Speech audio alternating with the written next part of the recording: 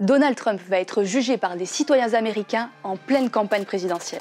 À cause de l'affaire Stormy Daniels, l'ancien président qui rêve de retourner à la Maison-Blanche va vivre son premier procès au pénal. Pour rappel, Donald Trump fait l'objet de 34 chefs d'accusation et risque une peine maximale de 4 ans de prison. Dans cette histoire, on l'accuse d'avoir maquillé les comptes de sa société, la Trump Organization. Il aurait masqué un virement de 130 000 $ à l'ancienne star du porno Stormy Daniels, et ce, juste avant son élection en 2016.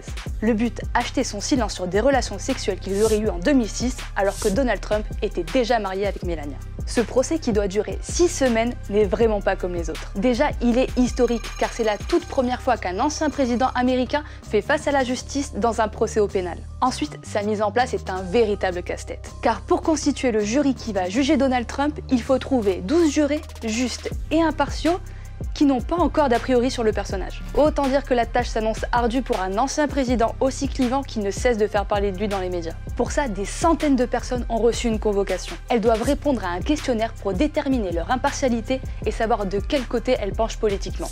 Et pour ça, bon courage. Enfin, rappelons qu'on parle du procès du candidat donné gagnant à la présidentielle américaine dans la plupart des sondages. Et ça aussi, c'est complètement inédit. Mais après tous ces déboires et ces procès, la campagne de Donald Trump ne semble pas trop en pâtir pour le moment. La preuve en est, il a remporté haut la main les primaires de son parti. De toute façon, l'ex-président a désormais une tactique bien rodée. Dès qu'il fait face à la justice, il se positionne en victime, crie au complot et à la chasse aux sorcières de la part du camp Biden. Une technique qui marche jusqu'ici plutôt bien, puisqu'il a réussi à amasser, grâce à ses partisans, plusieurs millions de dollars pour sa course à la Maison-Blanche.